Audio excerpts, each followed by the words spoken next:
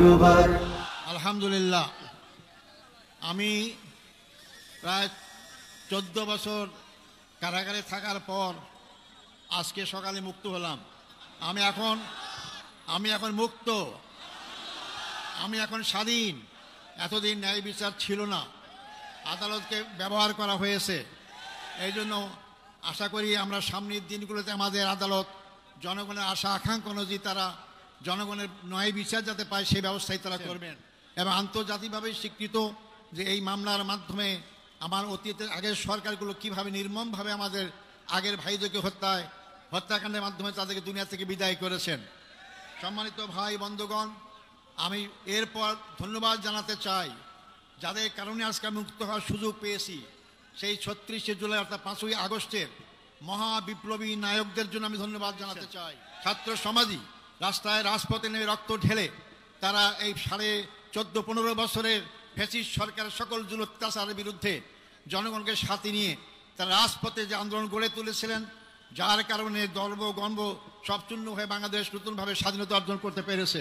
আমি স্মরণ করছি অত্যন্ত দুঃখ বেদনা ভারাক্রান্ত হৃদয় যারা আমার নেতা ছিলেন, সেই নেতাদেরকে অন্যায়ভাবে হত্যা করা হয়েছে, জুডিশিয়াল কিলিং করা হয়েছে তাদেরকে। আমাদের শ্রদ্ধেয় নেতা বাংলাদেশ জামাত ইসলামীর আমির শহীদ মৌলানা মতিউর রহমান নিজামী, আমাদের শ্রদ্ধেয় নেতা জনাব শহীদ আলী হাসান মোহাম্মদ মুজাহিদ, আমাদের শ্রদ্ধেয় নেতা জনাব মোহাম্মদ কামারুজ্জামান, আমাদের শ্রদ্ধেয় নেতা জনাব মোহাম্মদ আব্দুল কাদের মোল্লা, আমাদের শ্রদ্ধেয় নেতা জনাব মোহাম্মদ আব্দুল কাদের মোল্লা।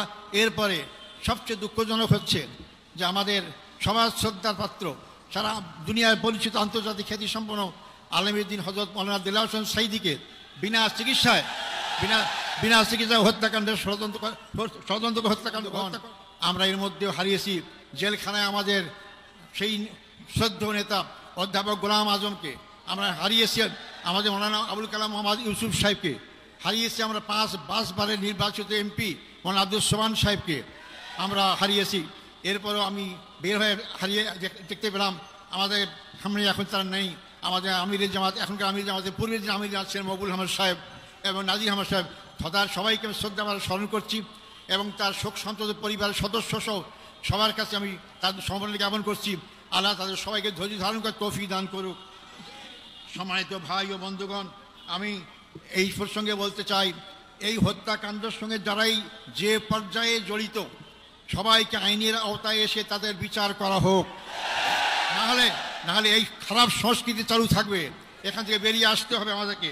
সম্মানিত ভাই ও বন্ধুগণ, আমি আপনাদের কাছে অনুরোধ করতে চাই, আমার জন্য আন্তরিকভাবে দোয়া চাই আপনাদের কাছে। আমার অপরাধ কি ছিল? আমার অপরাধ ছিল ওমা নাকামু মিনহুম ইল্লা আন ইউমিনু বিল্লাহিল আজিজিল হামিদ, আল্লাহর প্রতি বিশ্বাস, এটাই তো আমার অপরাধ ছিল, আর তো অপরাধ নাই। আমি তো আপনাদের কাছে দোয়া চাই যে অপরাধের কারণে ফাঁসির কাষ্ট থেকে আমি এদের কাছে ফুলের মালা পাচ্ছি, রশি গলা সেরে গিয়ে ফুলের মালা পাচ্ছি। আমি যেন আজীবন সেই ইসলামী আন্দোলনে আমার জীবন থাকতে, রক্তবিন্দু এক ফোঁটা থাকতে এই আন্দোলনেই যেন আমি শহীদ হিসেবে মৃত্যুবরণ করতে পারি, সে তৌফিক আপনাদের কাছে কামনা করতে চাই। আজ হোক কাল হোক মৃত্যুবরণ করতেই হবে, মৃত্যুর হাত থেকে বাঁচতে পারবো না। আব্দুল কাদের মোল্লা ভাই আমার আমির ছিলেন, একটা কথা আমাকে প্রায় বলতেন, আজার ভাই আমরা যেভাবে গুনাহগার, আমরা এই স্বভাব নিয়ে কাল পরকালে জান্নাত পাবো না। জান্নাত পর একটাই মাত্র পথ, তা হচ্ছে শাহাদাত বরণ করা। তো শাহাদাতই আমাকে জান্নাত দিতে পারে। তাই যে দল, যে জাতি, যে ব্যক্তি শাহাদাত তামান্না করে এগিয়ে যায়, সেই দল, সেই জাতিকে কেউ দমাতে পারে না। করার সাথে সাথে আপনাদের সবাইকে, সবার মাধ্যমে সারা বাংলাদেশের আপামর জনসাধারণকে আহ্বান করতে চাই, আসুন এই দেশ আমাদের সবার, এই দেশের মানুষের আশা আকাঙ্ক্ষা, চিন্তা চেতনা, ঐক্য অনুযায়ী এই দেশটাকে ইসলামী সমাজ গড়ার আকাঙ্ক্ষা আমরা সবাই এগিয়ে যেতে পারি। আল্লাহ অবশ্যই আমাদের সাথে থাকবেন ইনশাআল্লাহ। আমি আর বিলম্ব করব না, যেহেতু আমরা রোদ্রে কষ্ট পাচ্ছি না, আপনারা আমার জন্য দোয়া করবেন। আমার আর পাওয়ার কিচ্ছু নাই, আমার জীবনে যদি আমরা এখানে আল্লাহর দিন প্রতিষ্ঠা দেখে যেতে পারি, এর চেয়ে সর্ববড় পাওয়ার কিছু নাই। আপনাদের সবাই সেই দিন প্রতিষ্ঠা আন্দোলনে যার যার জায়গা থেকে যে ভূমিকা রাখা দরকার, সেই ভূমিকা সবাই রাখবেন, এই আশাবাদ ব্যক্ত করে সাংবাদিক বন্ধুগণ, ফটোগ্রাফার যারা এখানে আসছেন, যারা আজকে আমাদের এখানে উপস্থিত হয়েছেন, তাদেরকে আমি ধন্যবাদ জানাতে চাই এবং যারা যেভাবে আমাকে সহযোগিতা করেছেন তাদেরকে ধন্যবাদ জানাতে চাই। আসসালামু আলাইকুম রহমতুল্লাহি ওয়া বারাকাতুহু।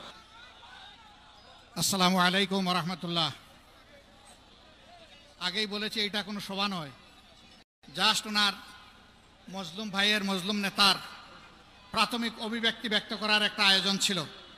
কঠোর গরমে আপনারা সবাই এখানে হাজির হয়েছেন।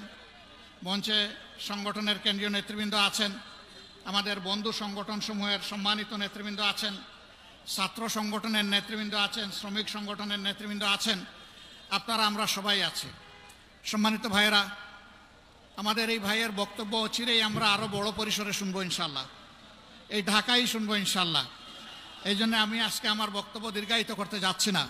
আমি শুধু আল্লাহ তাআলার শুকরিয়া আদায় করি যে মানুষটাকে দীর্ঘ 14টি বৎসর ঘাড়ের উপর মৃত্যুদণ্ড দিয়ে যার উপর জুলুম করা হয়েছে, সেই আল্লাহ তাকে বাঁচিয়ে রেখেছেন, সেই মহান রব তাকে আমাদের বুকে ফিরিয়ে দিয়েছেন। আলহামদুলিল্লাহ রাব্বিল আলামিন। যেন তাকে নেক হায়াত দারাজ করে দেন, তিনি যেন সুস্থ থাকেন এবং জাতির প্রয়োজনে তিনি যেন দায়িত্ব পালন অব্যাহত রাখতে পারেন।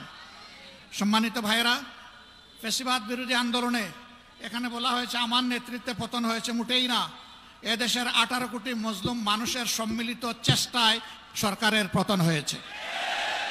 আমরা এই ক্রেডিট, মূল ক্রেডিট আল্লাহ তাআলাকে দেই, আর জমিনের ক্রেডিট সমস্ত এদেশের জনগণকে আমরা দেওয়ার পক্ষে। আমরা এক থাকব, জাতির প্রয়োজনে এক পথে হাঁটব এবং জাতির প্রয়োজনে সমস্ত ষড়যন্ত্র মোকাবেলা করে সামনে ইনশাআল্লাহ এগিয়ে যাব।